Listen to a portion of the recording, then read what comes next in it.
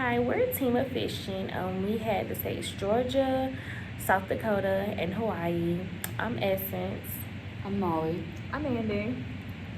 And okay, so the purpose of nursing license registry is pretty universal for the states, but the primary purpose is to grant permission to practice as a nurse after verifying the applicant has met the minimal competencies to safely perform nursing activities with nursing scope of practice. So basically, it's a way for the state to regulate who is allowed to be a nurse, who is qualified, and you have to meet certain qualifications and requirements.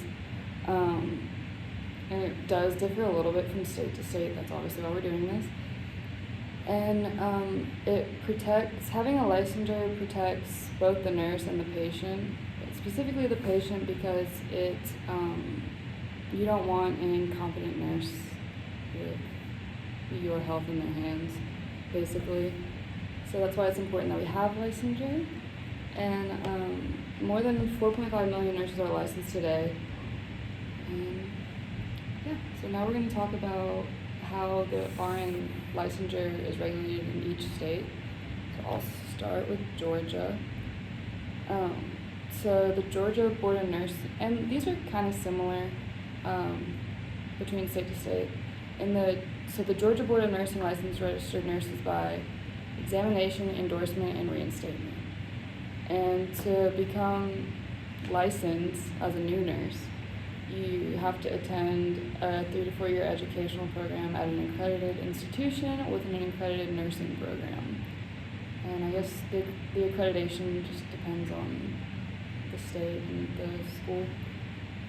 Upon completion of school, upon graduation, a student may apply for licensure and take the NCLEX exam, which is the boards for nurses. And in order to apply for licensure, you must obtain an approved background check and get your fingerprints taken.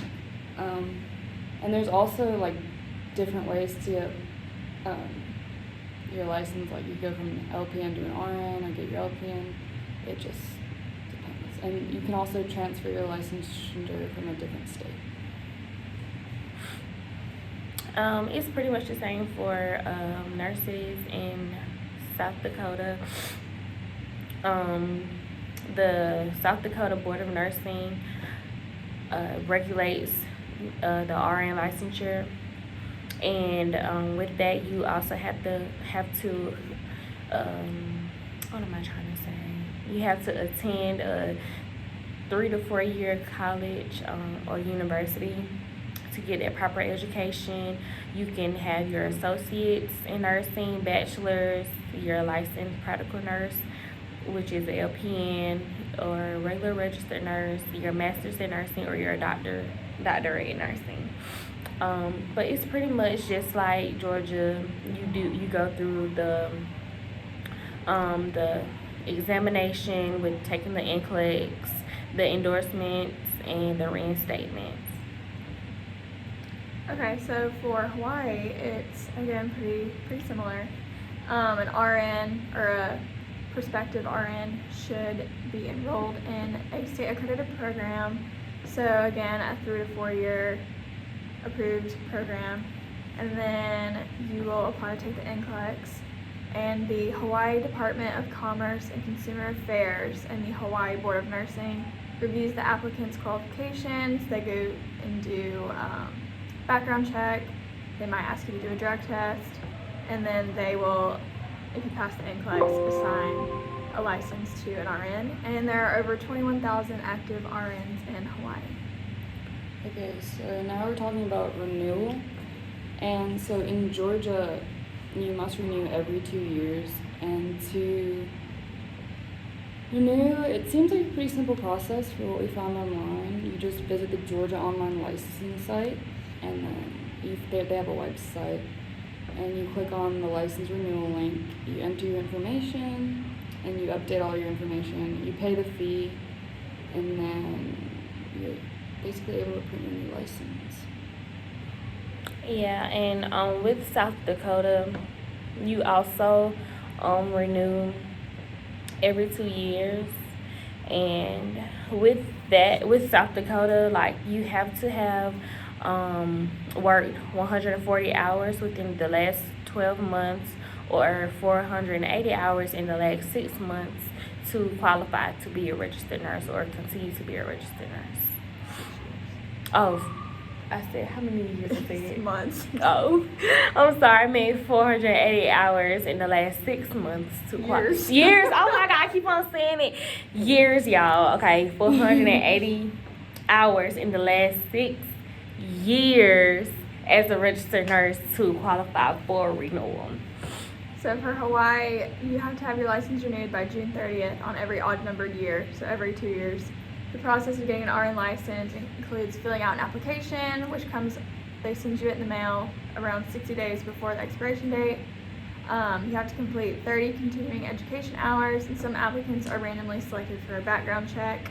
Online renewals can be done for nurses who haven't had any disciplinary actions taken against them and don't have any convictions. And the fee for an active license renewal is $176 and $12 for inactive RNs.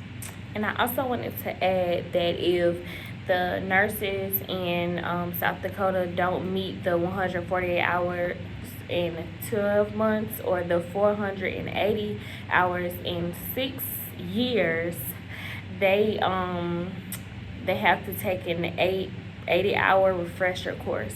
So yeah, and then it's like $115 to take the renewal course.